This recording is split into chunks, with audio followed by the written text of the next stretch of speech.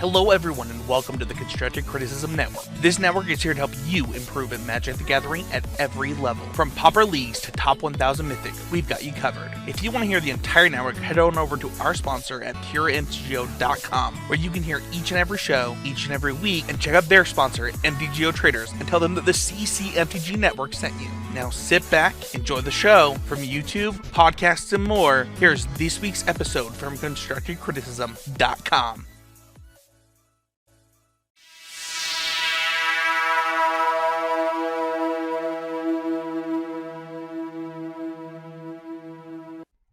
Hello, everyone, and welcome to a brand new episode of Constructive Criticism. This is episode 437. I'm your host, Easy. I'm joined by my co-hosts, a man who is celebrating the second day of Hanukkah, Abe Stein. That's me. Happy Hanukkah, everyone. And a man who has never lit a candle in his life, Mason Clark. That's true. I love scented candles. They're great. That's they bring fair. a lot of je ne sais quoi to the room. That's fair. So. You know? And I've lit candles before with my Jewish friends. Oh, so I've done it all. Dude, that's so dope. Yeah. That's so dope. You know what else is dope is our main topic today. Today we're going to be talking about things that you can pre-plan for. And I'm really excited to do that. Abe, you look like you wanted to say something there, though. I just want to give big props to Mason for being a well-rounded candle lover. That's all. Dude, that's so dope. Funnily enough, like, I actually think the Magic community has done this to me too, where like I have way more like, I don't know, maybe we should just give a shout out to like the Magic community for like introducing people to, I don't know, different aspects and areas of life, because like I also have way more Jewish friends, way more Muslim friends, like just the overall culture that I get to digest is way bigger because of Magic the Gathering. Yeah, it's huge. Really awesome. So that being said, before we get into the things that you can pre-plan for, which, you know, I'm sure Abe, you pre-planned all the gifts for Hanukkah this year. Let's talk about always improving. It is the point of the show. Abe, we want you to go first. What did you do to improve at Magic or life this week? Yeah, so my always improving mode actually came from a coaching session that I did with just patron of the show, Evan Appleton. He's great.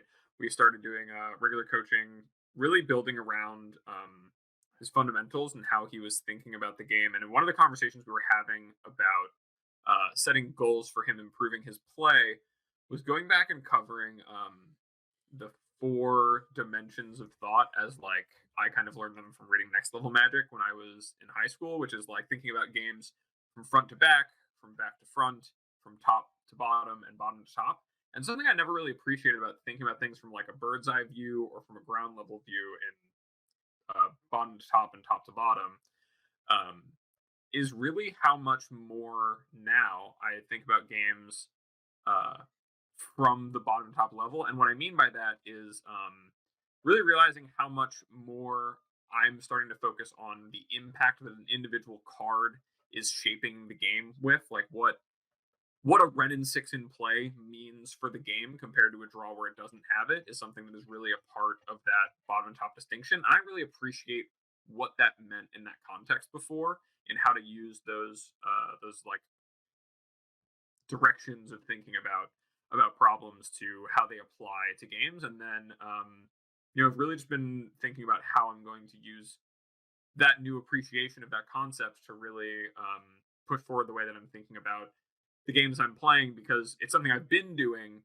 but by putting in context of that in the same way I put in context, like thinking about games back to front of like, what's my end game? How am I playing towards that? You know, what is it I need to do to get to that end game from where I am? The same way of like, okay, this is what the game looks like right now. From the small point of view, what are the plays I can make that leverage that is really somewhere I'm focusing my attention this week. Did you find when you were thinking about this, as you were talking about it, I thought this, so that's why I'm asking this question, that the overall power level of cards and their increase over the last few years changed the way that you should and could and would think about this? So I think that it's definitely true that the reason that I've started to think about it more is that, especially with Modern Horizons 2 and then the modern format as a whole, so many more of the games come down to single really powerful cards or sets of powerful cards interacting with the game. So like you have games that are decided for Hammer because you have a Sigard's Aid or an Urza Saga, or like the amount of game plans that are enabled or the implications on a game that are created by single cards is just much more now than it used to be. Like it would be, and it's much earlier in the game too. Like, many years ago, it'd be like the game didn't really, it was about like getting this Jace into play. And then it's really about the turns where Jace is in play and brainstorming versus the turns where the player's trying to keep it off the table. And things like that mattered a lot more. And it was a lot less about the individual cards impacting the game. But that definitely feels like more the case now than it was maybe even, you know, 3 to 5 years ago, where in standard, it would be like, oh well, they cast an Oko on turn 3, and that changed the entire game, and that was like really broken. But even when it was less broken than that, it could be like, well, they cast Nissa who shakes the world, and now they're in the really really advantaged position because a card like this changes so much about the game. Whereas before it was a lot less like that. The Ragtusk didn't really change the shape of the game to that degree for so many turns. It's interesting having you talk about that because when you were describing it, I was thinking about how standard is sort of analogous to that, where often a singular card will change everything and kind of the whole game revolves around it. And the first memory I have it, I believe this card came out first, was Scarab God and Teferi 5. Those are like the two that stick out to me. I can't remember which one came first. I think it's Scarab God. But regardless, that's the first thing that I can remember. My lineage in the game is much shorter than y'all's. But yeah, that's a card where it's like it sticks and everything sort of warps around. Can you like answer this? What happens if this hits the board? Yeah. In a way that is different than something like Direct Test. Like I think that the earliest that my memory of this is actually the one that Abe said, which is like Jace the Mind Sculptor, like where the whole game became about like, I mean, the whole format became about Jace, and I think that Scarab God is actually a really good, another one that like the game changes once you untap with a Scarab God, so you either have to make that not happen or you have to plan accordingly. And I think that the same thing is true of like Ren and 6. Like if they're untapping with Ren and 6, they're getting a second activation. What does the game look like now? And like I think that that's the thing, right? Like once you untap with those type of cards, the game becomes about those cards. Yeah, and I think especially Planeswalkers play into this because there's kind of like a real modal nature to what makes a card really impactful in a game. Like for me, I think about it a lot about like in the same way Esper Sentinel or Urza Saga, where it presents a real set of decisions and pinches on the opponent to like deal with what is going to be presented by this, which can be a range of problems in this short period of time and what that means about the game. And it can even be as simple as like, in a game of limited, your opponent having a 2/2 flyer can mean everything about a game because it means that they're going to attack you for 2 like 10 times, and that's a real threat to you.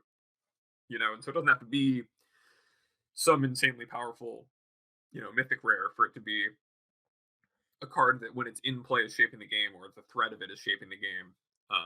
But it definitely feels like these days it's more and more common, or at least, and maybe it's just that I'm noticing it more since I'm thinking about the games in this way more. It's just more of something that I notice. Yeah, I hate to pile out of this one, but I actually think that what's the name of the?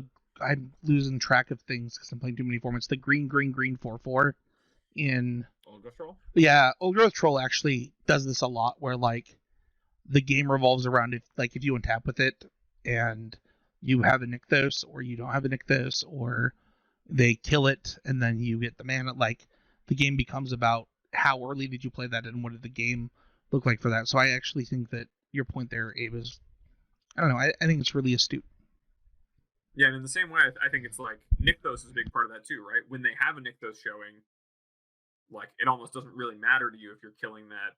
Most time doesn't matter to you if you're killing that Old Growth Troll to try to like get in damage, or if you have the opportunity to spend your entire like hand trying to exile it.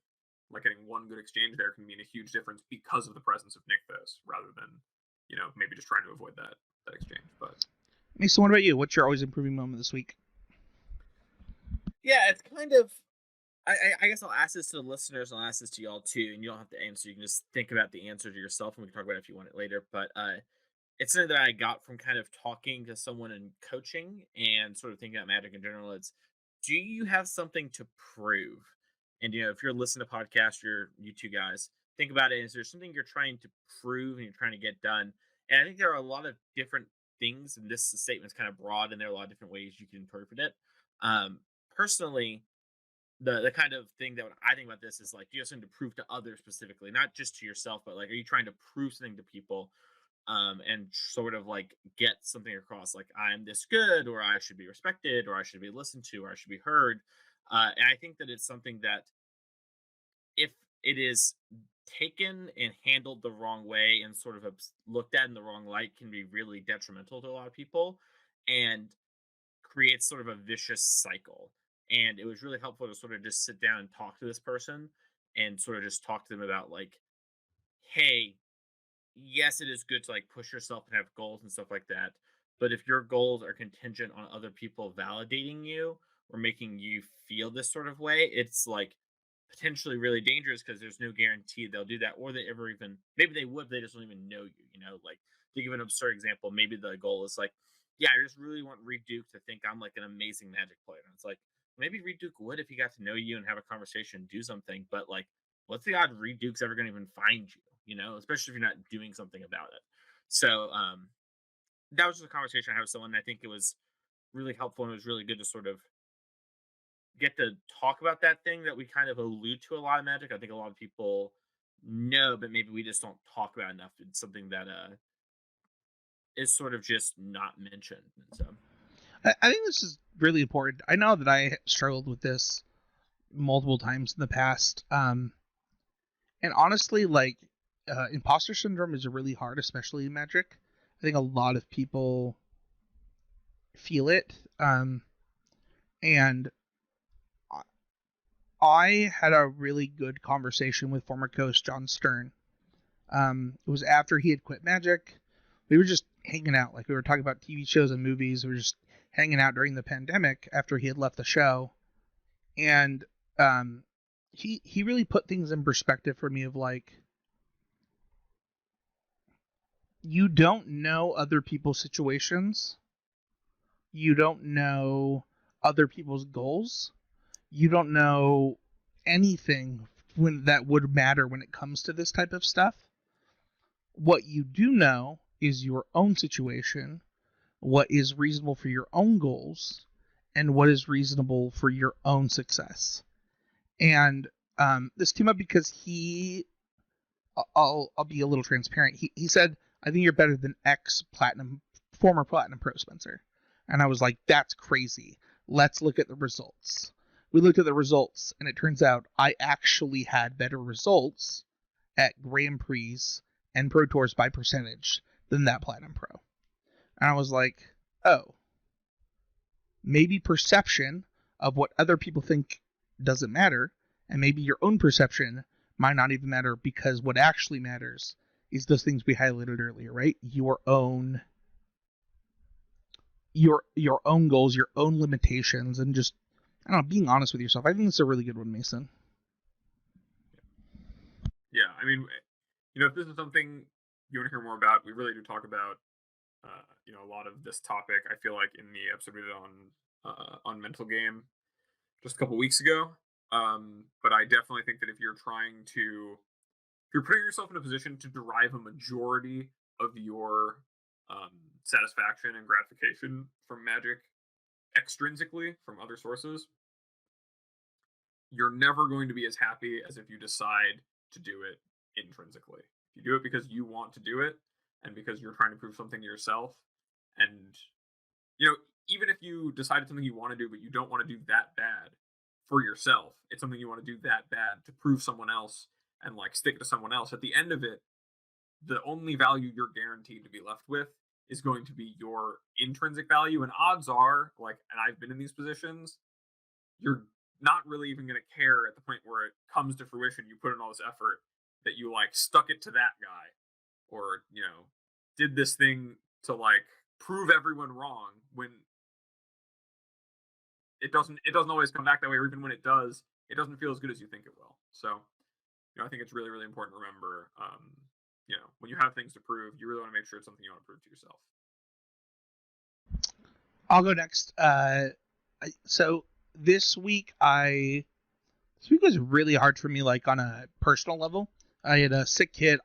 Me and my son both got the flu, and so the excuse me, the level of like gaming that I would typically do and like the different things available to me was a little rough. Also, was doing coverage this weekend, got sick, couldn't even finish coverage this weekend.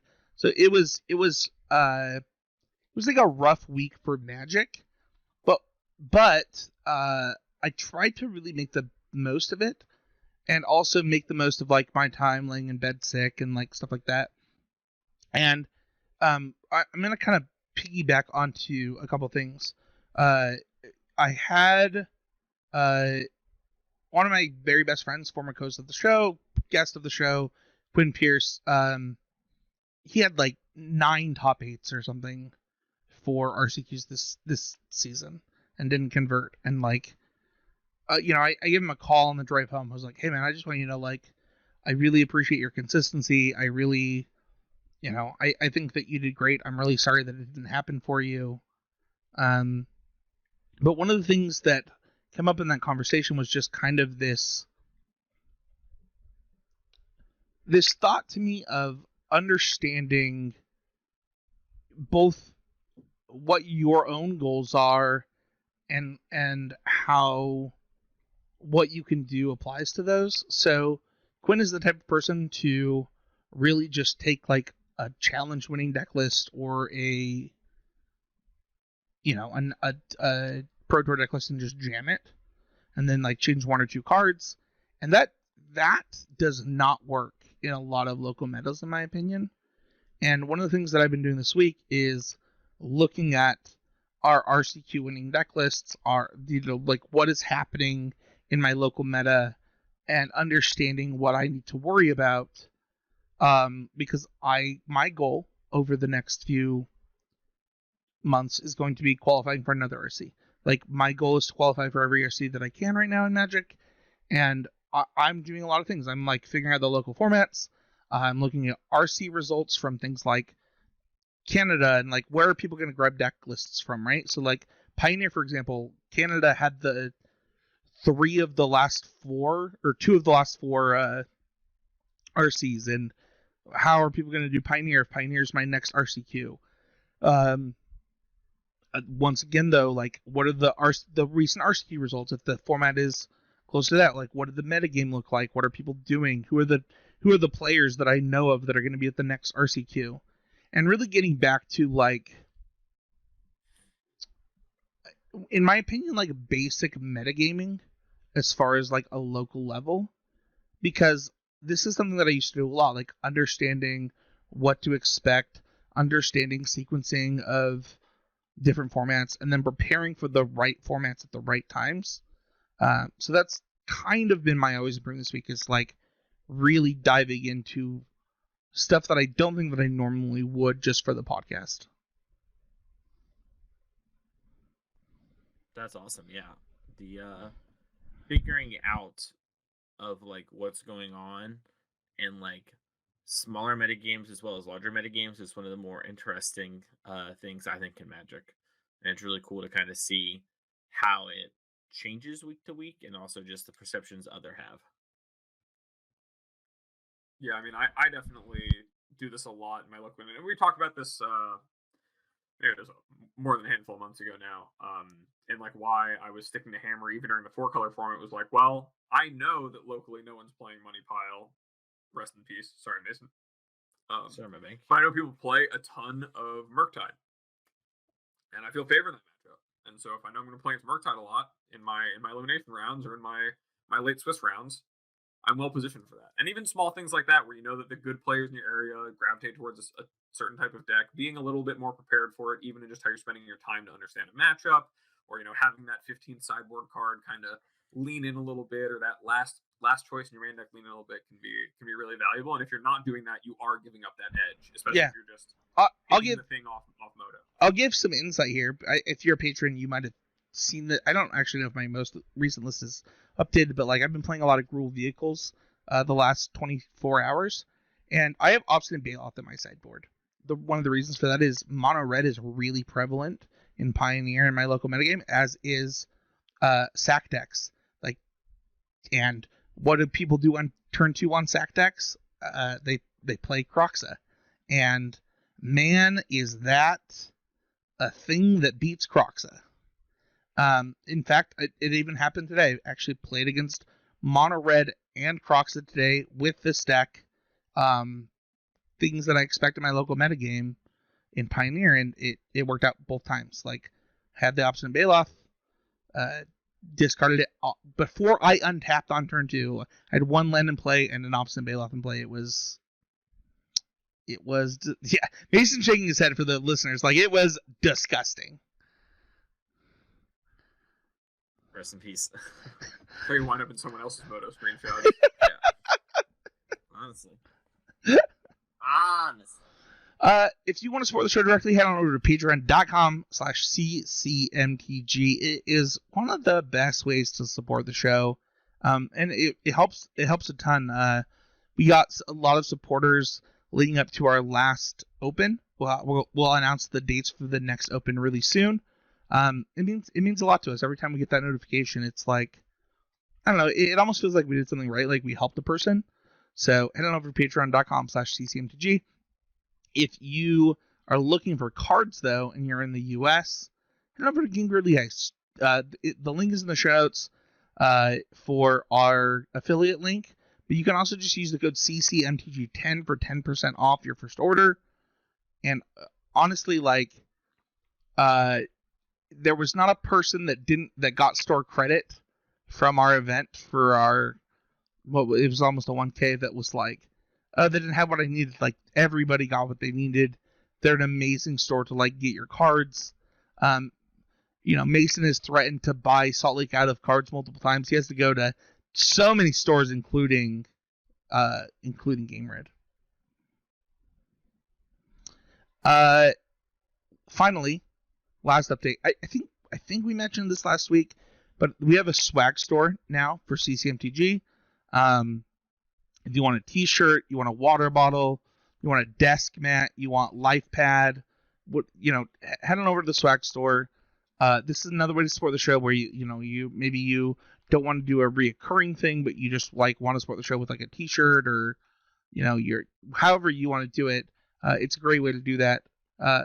Just go to constructicrism.com, hit the swag button, and there will be a link right there. It's also in the show notes. So let's get into the main topic, though. Things you can pre-plan. Mason, if people are watching live, then they know that we discussed this before the show, that this has been a long time coming, man. Yeah, I think this idea, the genesis of it was we were talking on the podcast, and I think you or Abe pitched a mulligan or whatnot, like of a hand or something like that, and I was like, well, did they have Lurrus or Yorion? And like the description, just like, did they show us anything? And then we got into this whole conversation about like pre-planning stuff and even like pre-game, like the actual game starting. There's so much you can do. And that sort of, spiraled from just like as simple as like, oh, my opponent has maybe Yorion. So like in Pioneer, I know it's one of the maybe the more grindy decks versus like, oh, it's Giganta. Maybe it's one of these decks. To oh, there's no companion, maybe something like that. To a lot bigger, more relevant things across larger formats and just sort of, timelessly. I don't think Companion's probably gonna be a timeless part of Magic, but these things. Yeah, I mean, eventually it'll be banned, right? Like, eventually it'll be gone. That's what you should be on Twitter today. Is what I'm thinking. You talk about Andy's tweet because anyway. The Bar article. Maybe that's a Patreon post show. All right. No, I think that like one of the reasons that the show changed is like this was brought up because of like the Lurrus format, and then now it's like, okay, well, Lurrus is gone, but is it not multi-format that you can gain information early or even before a game starts? Or yeah, I think that's the premise here. Let's talk about things before the event. Because there was I've been listening to a lot of First Strike lately, guys. Friends of the show, Andy and Derek, they're big proponents of like really hammering home, similar to me, like matchups and like what is truth in Pioneer. And I'm kind of curious what you guys think of, like, is matchup knowledge something that before the event you are 100% accountable for? Like, this is just something before an event you get to know. Like, what is this matchup about? Yeah. Yeah. You go ahead. Yeah, I think it's hard to say that you're prepared for an event if when you sit down and play a match of Magic against one of the top, like, in a deck like in a format like Pioneer, maybe like 5-10 decks, and Modern 5-10 decks, and you feel like you don't know what your plan is supposed to be. That is a huge signal to me that you did not come prepared for that event. You could have written on your sideboard guide. You could have, you'd be like, oh, I'm just playing green. I know that I'm gonna, just play some Llanowar Elves and play some Karns and Nykthos, and that's my thing.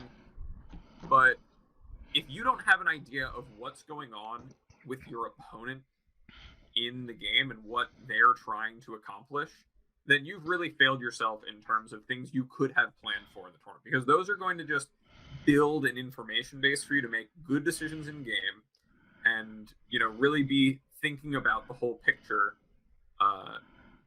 when you're playing. And I think that if you don't do that, across the board, you're really not taking the most advantage of the opportunity you have. Mason, I actually think you with rest in peace, Yurion, myself with Murktide, and Abe with Hammer have all shown the ability to do this, right? Like, where all of us have been able to beat bad matchups and even say, like, here's our bad matchups, here's our plan for those bad matchups. What goes into that, though? Like, how does somebody come to those kind of conclusions before an event starts? Yeah, and I'll start with this too. If hitting a bad matchup is stopping you from winning the tournament, you're gonna have a bad Magic career. You gotta be able to beat bad matchups to win a Magic tournament. If you don't, congratulations on getting very lucky. But regardless, it comes all down to format knowledge, and to have this sort of matchup knowledge. A little bit of that is, kind of doing the research, looking at the decks. But really, when you get to boil it down further, it's kind of format knowledge. I mean, like, okay, what's going on with the format? What are these decks doing? What are the kind of the pillars of the format? What are the key cards? What are the key interaction points? Like, what's the removal that's dominating the format? What am I allowed to do because of this removal? Does the format have sideboard options available to me? And all of that's very different and changes up format to format, and allows for different types of decks to be playable and strong, and allow you to sort of know what you need to do in each matchup. Because let's say you're playing against some sort of Urza Saga affinity deck.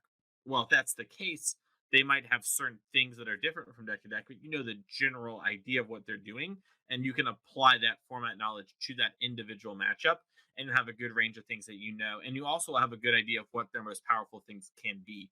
Typically, the most powerful thing is the thing that is done in the most stock versions of decks. So really, you just have to worry about the more fringe stuff. And if you have the most powerful things down, you should be fine. I actually think that what you just said is really key. You talked about stock versions, and I think that, like, the next point is around deck lists, and like whether it's your own deck list or actually just like what a deck list could reasonably look like. In a lot of cases, that is something you can know before an event starts. Like, I'll go to like Jerry T. Like, if there's a person that I know of that just literally goes and looks at too many deck lists, to be honest, like, no, not really. Like, you do you, Jerry, but this guy looks at like 300 deck lists a week. It feels like he's actually just looking at every deck list available, and that is something that is possible, right? Like, you can in fact know what the top performing decks in each format look like, Abe. Yeah, and beyond even just knowing like what they look like, you can kind of get a sense for like what they could look like, right? There's a lot of times where there's variations in the way people build things. There are times where I remember a really, really impactful moment of this for me it was during the Bant Company format of Standard, where there were like certain people who built their mana base like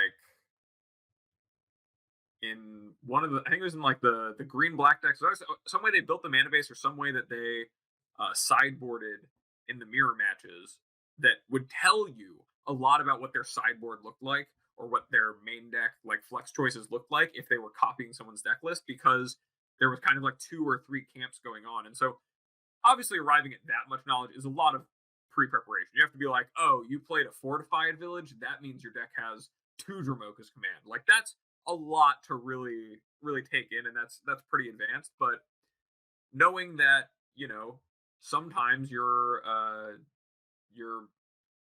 again from an older standpoint, but sometimes your Mardu Vehicles opponent is just going to board in Fumigate, because some of the decks do that, or some of your, for Pioneer, some of your Rakdos opponents will board in Sky Sovereign, because that's a card that. Well, can we go back to the Fumigate really quick though? Because like how your opponent plays could dictate, if you've looked at 20 deck lists, right? How they play could be like, okay, they either boarded in Fumigate, they had it in their sideboard, they didn't.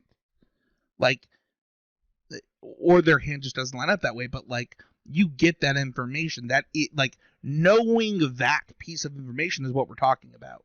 Where that Fumigate out of Mardu means X or Y according to how they're playing.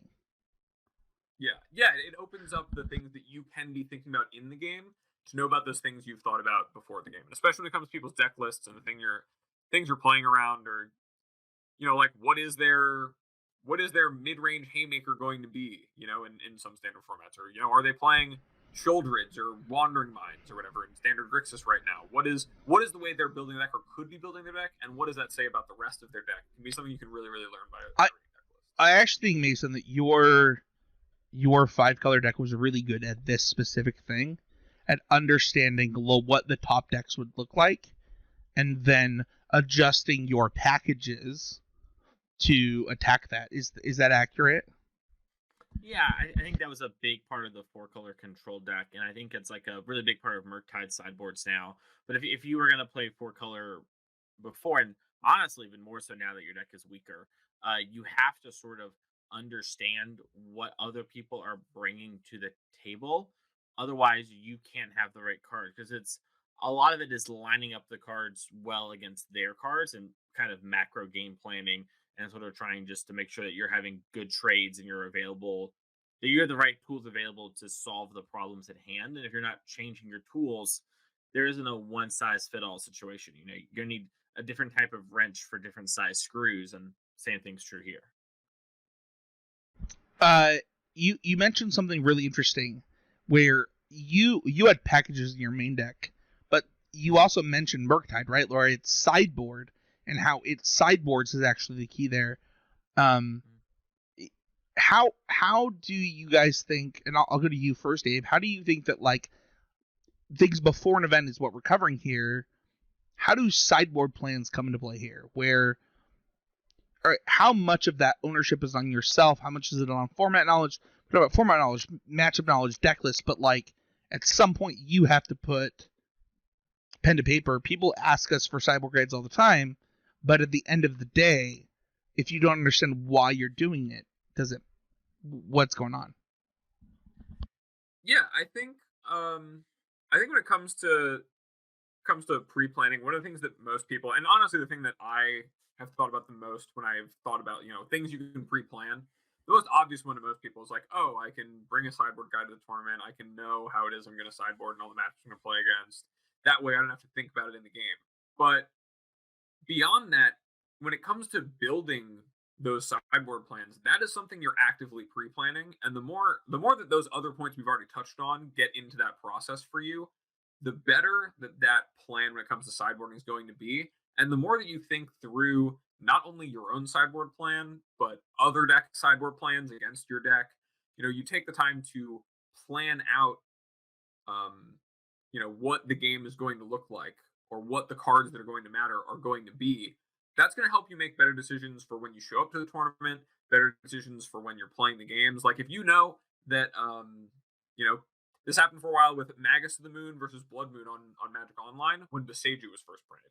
people immediately identified, a lot of really, really savvy Magic Online players decided, you know what? People are going to have a lot of Beseijus and getting a lot of basic forest in the decks to play Beseiju, and that's going to be how they're going to answer Blood Moon. So if I need a Blood Moon people, I actually want Magus of the Moon, because they're not going to have a lot of Lightning Bolts or Unholy Heats in those decks I'm trying to Blood Moon. And so I need to shut off their best interaction for this Blood Moon and instead have Magus. Or, as time went on, people started to realize that, against 4-color, I don't even want to Blood Moon them, because I've played the matches, I've seen the matches play out where this card looks like it might be good, but they can just play in a way that makes those cards completely invalid, and I'm wasting my time. So knowing things like that can happen, knowing the decks where Blood Moon might even be a possibility, and then being able to say, hey, I know that a lot of Murktide decks have Blood Moon. I know they might bring it against me. Let me fetch this basic land. Those are things that you could have absolutely pre-planned and known going into the start of that game, because you knew the deck coming in, and you knew what your opponent was playing coming in, and what was going to happen, that you just already know to do that and plan around doing that with the way you're sequencing your mana or keeping hands that only have fetch lands. Things like that can really come forth from that. Yeah, and to hop on to kind of what Abe sort of mentioned there, but to really, I think, hammer it home, I think so often in content you will find people talking about sideboard plans, and they talk about what Abe just mentioned there, but also there's a lot of content out there for every deck, and you can spend time, like Abe mentioned, like, oh, they're going to have a bunch of Beseijus, I should play Magus instead of Blood Moon. Even if you don't make those huge changes, just know what they're trying to do, If there's like a free guide out there where you can watch someone stream, or just like, try and get a condensed version of it, or just ask a question to someone, if like, oh, maybe not every Hammer player is doing this, but some Hammer players, do this sort of thing, you can get a much better idea of how they're planning, and that should update your plan. You don't want to just be like, well, I know Blood Moon's really good, so I'm gonna, play my Blood Moon into them, even though they probably have a bunch of sideboard cards for it. If that's the case, maybe you don't want to jam Blood Moon on turn 3 when it's kind of exposed, Maybe you want to do something different. And that sort of thing, I think, is super important to this and doesn't get talked about enough. So I'm glad that Abe kind of hit on it there. I want to kind of actually add to that. I'm going to back up to it too, where Abe, you also mentioned like kind of this nebulous part before the tournament, like before you write down that guide, and or before you even ask for the guide. And for me, like a lot of the times when I'm practicing, like my sideboard is nebulous. Like I'm like changing sideboard cards, main deck cards a bunch, whether it's on the ladder or whether it's between leagues, and just trying to figure out like, okay, what is this matchup about, right? And then adjusting my sideboard accordingly. And then maybe before a big event, this happened a lot, like when GPs were a thing, and it happens for me now, like before I sit down for maybe an RCQ, and I think it'll happen before this RC. But like, what do I think these matchups are about, and do I have the appropriate sideboard plans accordingly? And that's how I build your own sideboard guide. That's how I build my sideboard guides. And we have a whole episode on this, I think, with the 3 of us on how to build your own sideboard guide. I highly recommend that.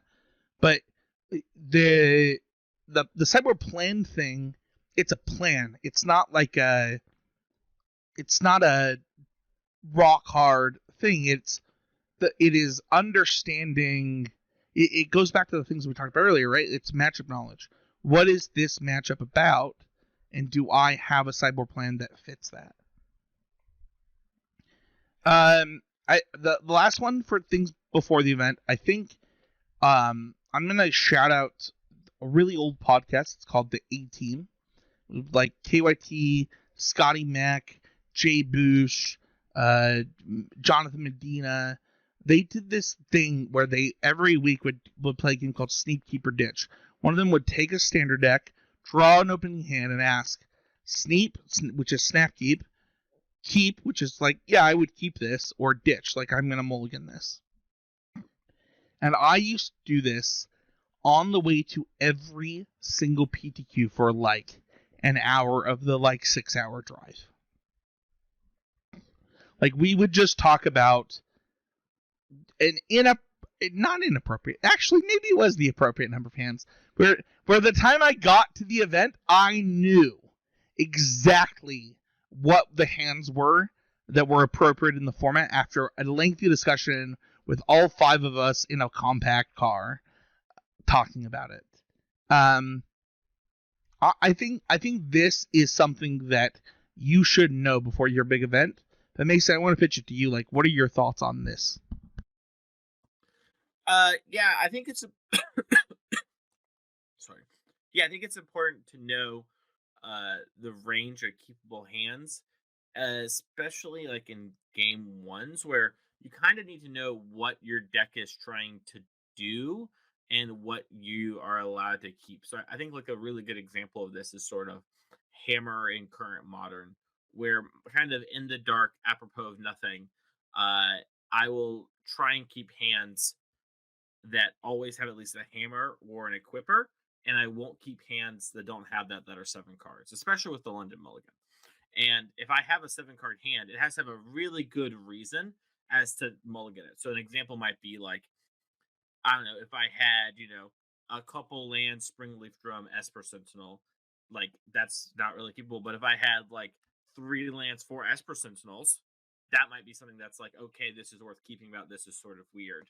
And it would take something like that for me to sort of want to mulligan. And even then, I'm not even really for my plan. If my opponent, has a lot of creatures, this could be invalidated. And so I try to know what my deck is trying to do in game ones, and then sort of tying into sideboard plans and post board. It's really important to sort of know what am I trying to do in the games post board, and kind of tying into plan and format knowledge and matchup knowledge, and can my hand facilitate that?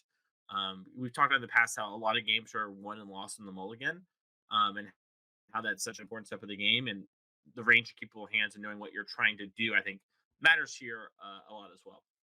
Yeah, I think that especially when it comes to this range of keepable hands, like that's something that you can absolutely have an idea of before the event, because that's something that, like you said, Spencer, you don't actually have to play any games to really determine for yourself. I remember there was a regionals where I was playing Tron because I had like finals all week or like projects due all week in college, and I was like, I'm going to play a deck where the only thing I have to do is really think about my mulligans, and it's pretty well positioned, and hopefully I'll do fine. Dude, that was an open. I gotta call this out. I actually had this exact same thing when I came back to Modern, and I played a Modern challenge, cashed the Modern challenge with this exact same thought process on Tron.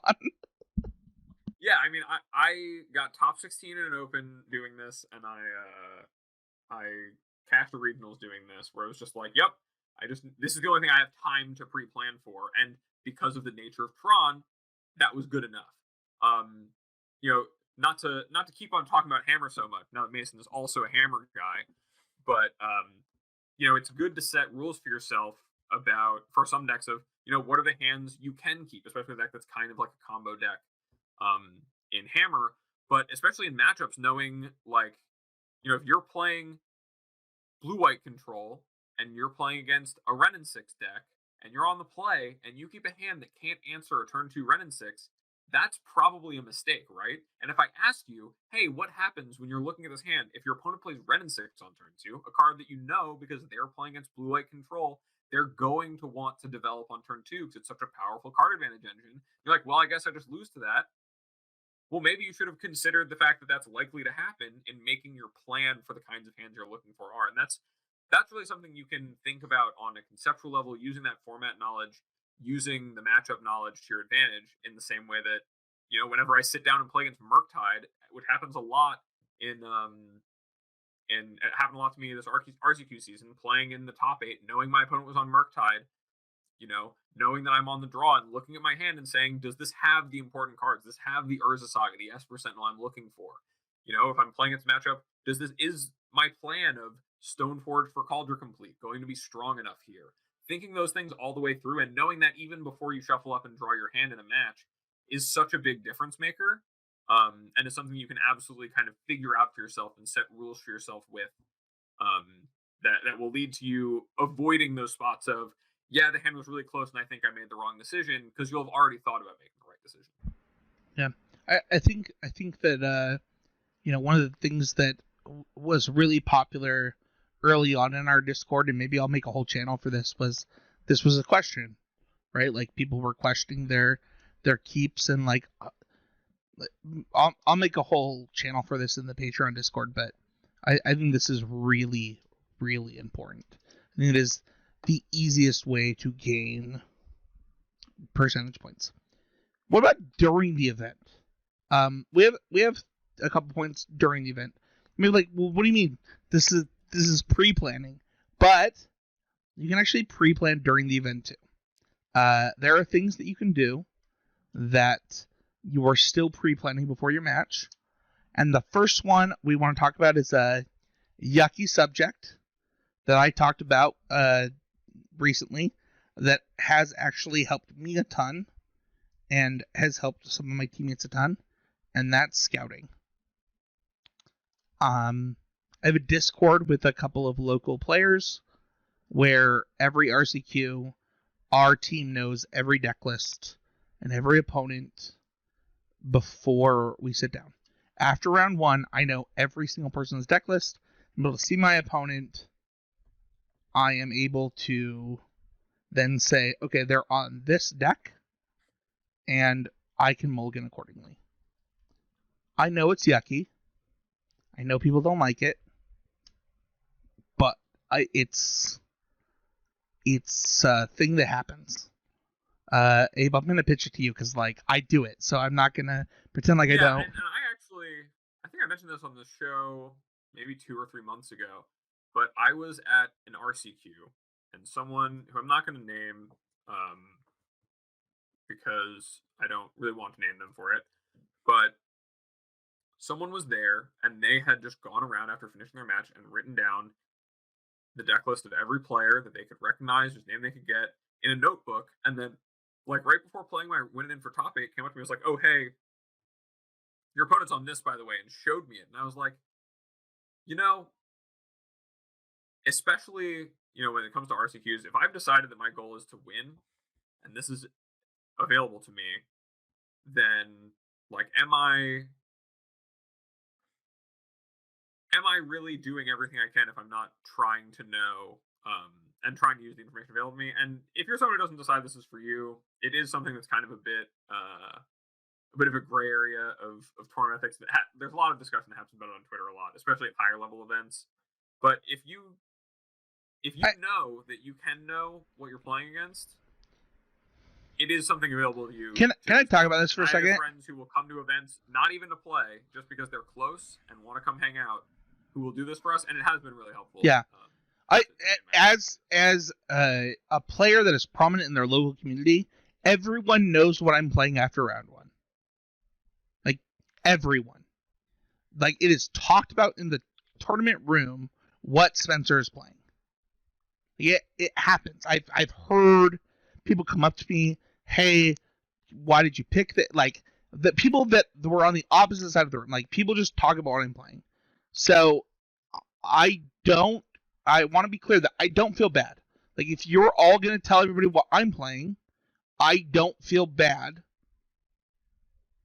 saying, like, okay, well, I'm going to know what everybody in the room is playing then.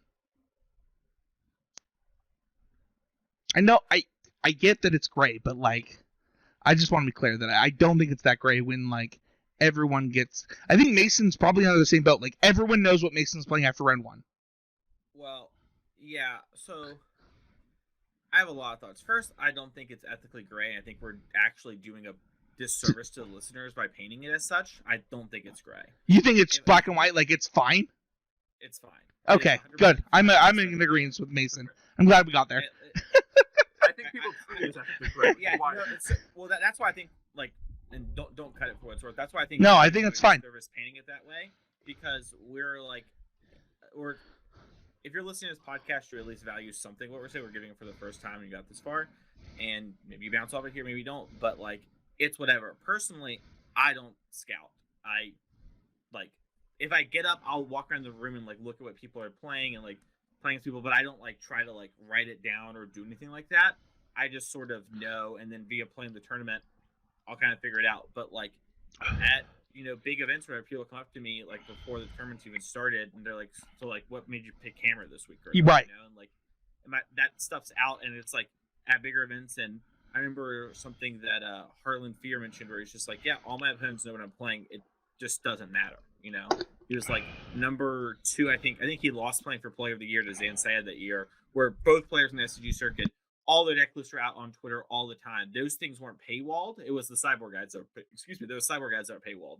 And clearly you could succeed when that's the, like, even with that information out there. And my information's out there too, and that's sort of the same guide that I go when it comes to monetization of Magic, where it's like my deck list is free, the cyborg guide and sort of the thoughts and everything else, that's what's paywalled. And so anyone, and they're happy to follow me, and you know they can spend me $5 and I'll tell them exactly what I'm playing, including my sideboard. I just don't care. It's the same thing, right? Like you can look at my exact deck list. If you were a patron of CCMTG, I probably posted my deck list in our Discord before an event. The thing that happens here is like we talked about mulligan decisions like a minute ago, right? And if you get to mulligan against me, I want the same opportunity, and I don't think that that's scummy of me. Yeah, I don't think it's scummy. I also just, it is what it is. Playing an open deck list tournament has just reinforced that right. Players are really bad with using the information that they have. True. And when I get to play open deck list versus people, unless my opponent's really good, it often feels way easier, and it validates to me the people that are like, wow, open deck list, like the rich get richer. And it's like, it's true, but it's also learnable. So like, no, it's so true. I think open deck list is like the next talking point, right? Like during the event, if you have an open deck list, we talked about sideboard plans, we talked about deck lists, we talked about range of keepable hands, we talked about format knowledge, matchup knowledge, like all of that comes into play with open deck lists. Yeah, I mean, as someone, I played I played the RC. I was about to say the first, but I guess it's the only one we've had. So I played the RC and his open deck list. I guess what was that, like a month ago now, month and a half. And every single round, I read all my opponent's cards in their deck and their sideboard. And the reason I read, before game 1, because if you didn't play the RC, you would hand the deck list and you would have like 2 minutes to look at it, and then hand it back, and then you can look at it again during sideboarding. And I would read their whole main deck and look. And I'd read every card and make sure I knew what all the cards were, which was typically very easy. And I'd look for anything that's weird. And then the sideboards, even before game 1 started, I looked at their sideboard to get a feel for how they thought of the matchup. If they have a bunch of sideboard cards for the matchup, they might not feel very confident about it and think it's a weaker point, and there might be something I can exploit that maybe I didn't catch up in the first game. So I would check the sideboard for that and go back over. And it was very helpful multiple times. Like, you know, it's very easy to like start reading the red black list, and it's like your eyes glaze over and you miss that it's 3 graveyard trespassers instead of 4, and there's like a main deck go blank, which is like, actually I think it was 2 and 1 go blank, and then like 1 evoke despair for the person had. And it's like, that's big information for me to know. And it means that things like putting a Arclight Phoenix in the graveyard is maybe less of a threat, less of a problem in the early turn, because they're going to have to spend the turn go blanking to punish it and not developing and punishing. And like that changed the way I play. So, well, I think this is, I actually got a message about like online tournaments and how the SCG was like really fueling that for a little bit. And one of the things that I talked about is like, I think that people really hated online deck lists to the point where people are a little afraid to go to Melee to like run their events. But I actually think it's great. Like, I think that it really rewards what you just talked about, right? You talked about like almost level 2 of this, Mason, where level 1 is what my like mulligan decisions. Level 2 is like, okay, how are they going to play the matchup according to how their deck looks? But I think that there's another level beyond that in like, okay, how are they going to play the matchup after game 1? Like, how are they going to do this now? And I think that open deck list is, in my opinion, like the future of Magic. I actually think it's better. There are things that it hurts. Spikier. It is spikier, and I'm a spike. There are things that it hurts, but I'm a brewer too, right? Like, you know, I've qualified for the Pro Tour with like a literal deck list that no human would ever play again. But I still think that there's a level of, it is okay if you know that I'm doing something nonsensical if you can't combat my nonsense. And I also think that like that matchup knowledge, format knowledge, I mean, we open deck lists. We talked about deck lists earlier. Like, what is a reasonable deck list? Well, what if it's not reasonable? Like, what if this is actually nonsensical? I think that open deck lists during the event lets you do the things that you pre-planned for before the event started. Abe? Yeah, I had a lot of success during the Lotus Box series a couple years ago, where that was the first time I'd ever really played open deck list tournaments. And Mason was one of my victims along the way, but I won quite a few of my matches just by looking at how my opponent built their deck, looking at all the cards in it, knowing what to play around at all times, knowing how they were going to sideboard and sideboarding accordingly. And, just being able to do things like that in open deck lists is, in that sense, it's not even like pre-planning because they're giving you the information there, but those same skills that you use in pre-planning, that is the whole thing, right? When you have access to the deck list, which is really what, maybe not in the exact sense of every card, but when you come in knowing all the things you could know about what you're going to be looking at come time to sit down for the match, that is about as valuable as it gets. And really, when you pre-plan effectively and you're doing all these things outside of when you've sat down and shuffled up to be as prepared as you can be for the matches you're playing, it really does show through in the fact that, like, sure, you don't have to scout someone or scout everyone to know, like, yeah, that ringer in your area who always plays Murktide, they're always playing Murktide. And therefore, you need to know your Murktide matchup. And you know that this week they were talking about bringing in Blood Moons, or they have the Blood Moons main deck instead of the Archmage's Charms. And for those reasons, you're going to play accordingly. The fact that you took in that information before you sat down to play your match, that is going to matter. And that, like, really is the whole point of it, right? That is the whole principle. All right, our last point is discussing how you would play versus a deck that you see. I'm going to be honest. I have literally had known who my top 8 opponent was at an RCQ or a PPTQ or a I don't know, whatever the alphabet is, where somebody else had a similar deck sleeved up, and we just actually played games, talked about games and sideboarding before top 8. Like, that's just happened for me. And this is that thing, like, we're talking about things during the event. That is the thing you can do. Like, you get to look at the seed, like, especially if you're undefeated, you have a pretty good idea of, like, the range of 3 decks that you get to play against in the top 8. I've done this a lot. Go ahead. Yeah, I added this point to the show, and what Spencer's saying is true, but also when thinking about it, it's something to think about, like, maybe if you're playing against, like, someone like who is Spencer, who's like a brewer and is playing like a weirder or more off the wall build of a deck, or presented some sort of new deck to the format, and it's brought, some standard deck or whatever, and you just have time, or before, it's funny, in the things before the event that you can play, and Spencer led the question at the very beginning of this show with, is it on you to do these things? And the answer to all of those, if you didn't figure out, was yes, it's on you, and you should do all these before the event things. But sometimes you can do all that stuff, and then a guy brings Naya Werewolves to your standard RCQ, and you need to figure out, what do Naya Werewolves do? How do I fight these? And, like, watching their deck, talking to your friends, trying to discuss it is the thing to do, even if, like, regardless of how good you think the deck is, it's something there, and it's a way to, like, effectively use your time, and, like, you realistically could get paired with this person. So this is really what I was sort of thinking about, is, like, when you see something weirder, and sometimes you'll see this happen at events where, like, Lotus Box all brought Prisontron, like, what's that? Like, and, like, a lot of people be like, oh, whatever, but, like, discussing, like, oh, how would I fight? We're thinking about how would I play against Prisontron is important. You get paired against someone on Lotus Box and they're playing it, you have a little bit of pre-knowledge, even if it's maybe not as much as you would have liked. First of all, I love the shout out to the Naya Werewolves almost finish.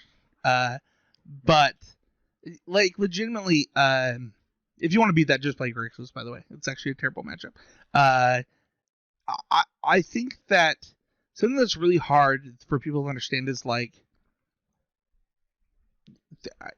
I think we've brought it up multiple times without actually calling it out. This is why networking is important. Like, if you're going to play against Amulet Titan, and you know a person that plays Amulet Titan, just go ask them. Especially if they're not your opponent. Like, just go walk up to them and say, what is this matchup about and how am I supposed to do it? I think it's easy. I think that one, they'll appreciate it. One of the things I've learned about Magic players is, like, if you respect somebody enough to, like, ask them their opinion on a matchup, especially if you're about to play it, you're about to make a friend for life. Like, you're legit about to be like, hey, I don't know what this is about. Can you help me? This person will not only do that, but they'll be like, oh, this person respects me. I can come to them for the same type of question. I think that's really important. Abe? Yeah, I mean, I think that just overall, you know, offloading the things that you have to think about for the first time and that you don't have the time to think about when you're sitting down and playing the match, that's really the whole point of this episode, is really thinking about all the things that you could know and that matter to your success, that you can spend your time and energy thinking about before the tournament. And sometimes you'll show up to a tournament and, everyone's playing Scam, and no one in your area usually plays Scam. You haven't played against Scam online at all, and you need to talk to your friends about, hey, I have no idea how to board in the Scam matchup. This has happened, countless times in countless events, and you spend that time then and there with your friends before you have to sit down for the match and figure out just figuring it out what the Scam matchup is actually like. And instead you get access to more perspectives, to the people and to the content creators and to the resources that you have outside of the match in order to help you think about that. And bringing that with you into the match is going to make you a better and more well-rounded Magic player in that match and make better decisions in that match. And that will lead to just more and more of your success down the line. Because really, there's only so much Magic that is really played at the table. And a lot of it, and what really sets the best players apart, is not only their ability to play the good Magic at the table, because that's necessary, but it's the ability to play the game and think about the game away from the table and take that into their matches and make the good decisions in the matches, because they've offloaded, so much of the intricate, hard decisions into theoretical concepts through multiple perspectives, through the expertise of their friends who play these decks or don't play the decks or have a good perspective on it. Finding that truth is easier to do as a group than alone, and really having access to all of the resources available to you when you're making those kinds of big strategic decisions that lead into your at table play is absolutely everything. And if you're not taking every opportunity you have to do that to help yourself succeed, you should start doing that, because you'll just start seeing more and more returns. That is going to do it for this week's episode. Thank you so much to both of you. I actually thought that was a really fun one. Our Patreon question this week comes from Yeoman5. He asks, what are your pre-tournament rituals or habits? I'm going to go first. I hate going to a tournament without, like, sitting down for breakfast. This is maybe something that, like, is inappropriate from, like, old school PTQs, where we would go to breakfast, make sure we had a good breakfast before PTQs, but, like, I will literally, even for RCQs, like now, I have to sit down, have a good breakfast, kind of relax, and it's a lot, and then maybe, like, down a Rockstar Orange. That's, like, my pre-tournament. And then additionally, like, I think that one of my habits is giving everybody, like, a hello, like, making sure that the people around me know, like, hey, like, I hope we're in for a good tournament. Like, I know that sounds weird, but I think too often people get inside their own heads where they think that, like, the tournament's about them, and the truth is like, the tournament is about the tournament. And I really try to, like, go around the room, say hello to people, and make sure that everybody feels welcome, and is ready for the day. What about you, Abe?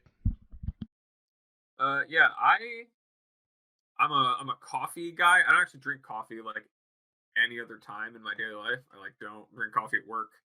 I don't do caffeine normally, but when it comes to tournament days, I do like to have a good bit of caffeine just to stay alert, keep that pep in my step. Breakfast is like a maybe. I'm a big playlist builder. I really for like all of 2018 and 2019 on the SG tour, I had a 5-song playlist of all new songs. There was also a way to equip myself to listen to more music, but of songs that were like fresh to me, that really like made me excited to play, that really kept me, in my zone and in my flow state. And so, yeah, jamming out to music, palling around with, especially local RCQs, like palling around with the local community, cracking jokes, writing out my deck list, making sure I picked all the cards right, and like all that is really my pre-tournament ritual. It's the coffee, the maybe breakfast, the music, and then the camaraderie. What are you, Mason? It's changed a lot over the years, but nowadays basically it's just I kind of eat something. Maybe it's a banana, maybe it's a granola bar, who knows? I just go and talk to people, and then I sit down and win some matches. That's my habits at the tournament. I don't know what y'all. Wow. Wow. 22. No, but like jokes aside, like I kind of just go and talk to people. I don't really do much else, and then tournament starts. That's kind of my whole rich. Phil asks, actually, there's more than just that question here. Great episode. This was actually, I just want to shout out our guest, Connor, last week. This comes from that episode. Great episode. How do you guys pick events to go to? I can't decide what format to play because RCQs are so many different formats. I'm going to tell you guys how I read this question. I think this question is saying to prepare at local events. Like how to pick which local events because of your RCQ. And my answer to that question is don't do that. You should just support the stores locally that you want to support and then prepare however you can for your next event. Whether that be software that cannot be named on this podcast, whether that be Moto, whether it be Arena. Like, my answer to this question is support your local store. Like, if you want to go to a weekly event or a couple, just go to those. Like, go to the ones that you want, for the stores you want to support. Do not use local store events to prepare for your RCQs. Because you are not going to be at that store for your RCQ except for that store's RCQ. So, that is my answer. Mason? I would just go to all the ones I can, and this goes back to the thing we talked about before about like what are your goals in Magic and what are you trying to do. And the way I read this question, and I'm trying to figure out like the difference here, is sounds to me like maybe there's too many events going on at the same time, or maybe you can only do one event a weekend and there's like two. And just assuming you can't do both. And with that being the case, I would just play whichever one I think I have the highest win rate at. I'm going to have the highest win rate at, and furthermore, whichever one's the closest to me, so I spend the less time driving. It's not really helpful, no, like that could be the most convenient to you. That could be true too. Like, I did not think of it like they had multiple RCQ options. That could be true. I had not thought of that. Yeah, that's also how I read the question. But also, I know that my area is really RCQ dense. Like, we have a lot of scheduling conflicts because no one will run an RCQ on Sunday except for like one store in the state of Maryland. Which I fixed that here. No sense. And I'm in Utah, so let's go. Shout out to Spencer. And you're killing me because honestly, I don't understand what happened to Sunday tournaments, but we got to bring them back. Dude, straight up, give me the back-to-back week. I'm gonna be honest. Into one side of the state. I'm gonna be honest. I had to fight this.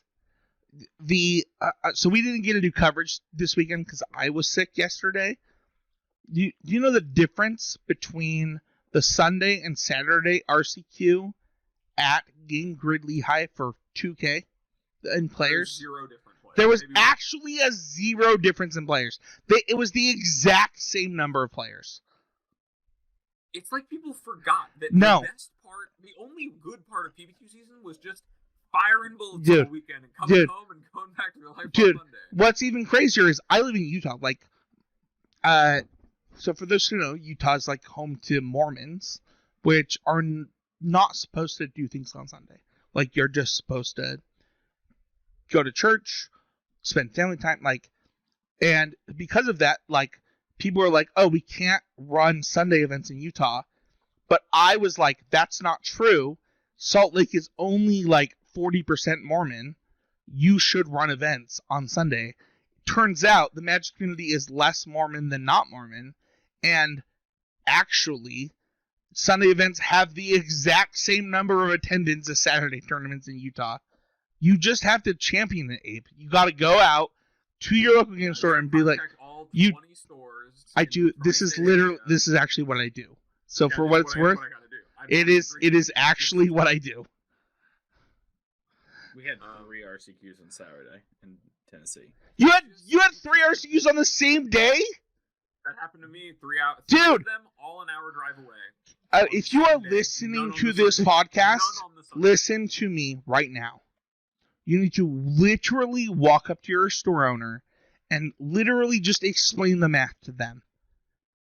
You could be the only one on the Sunday. Like, it's not even hard math. Yeah. Why It do was they a lot do easier too. this? When all these required judges, and the judges could only be scheduled for one event at a time. Anyway, to answer your question, Phil, I would say that it really does depend on your goals. If you have a format that you want to play and really want to master, I would say go and play the event of that format.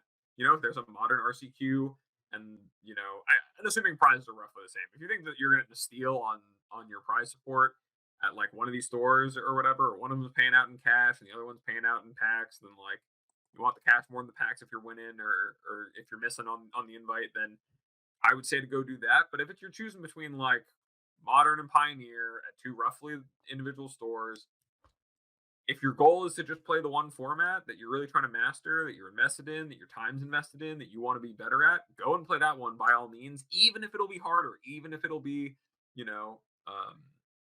there's not as many slots in it. But if that's what you care about, that's what you should be doing.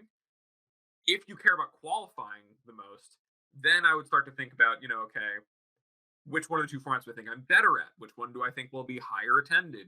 Which of these 2 is going to be a harder or softer event? Which one has more slots, therefore more opportunities, less matches I have to win to actually qualify, and make the decision that way.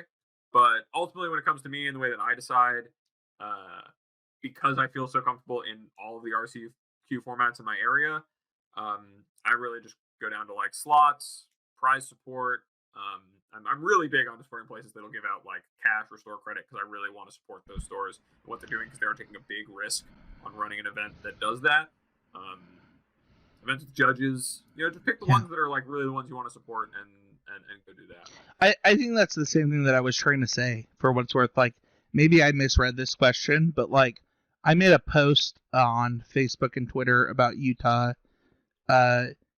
Our sponsor, right? Like Game Grid Lehigh specifically, ran the last 2 weekends available for RCQs. The last 2 days, not even the last 2 weekends. Like the literal last weekend, they were like, we're gonna take both days, and we're gonna give out flight and hotel to first place for both, and we're gonna give out like $1,000 in prizes to the rest of it, no matter how big it is. I think that Utah had 6 stores, I think, that gave out either $1,000 in cash or credit, flight and hotel, or $1,000 cash. Like, you should support those stores. Like, support the things that make your community better. I don't know. I think that is the answer to this question. And honestly, like, what's crazy to me is that I'll give you some behind the scenes. Jordan, the owner of Game Grid Lehigh, was like, I will never run a standard event. Both of his RCQs were standard. The thing I covered was standard. He was like, no, it's a standard RC.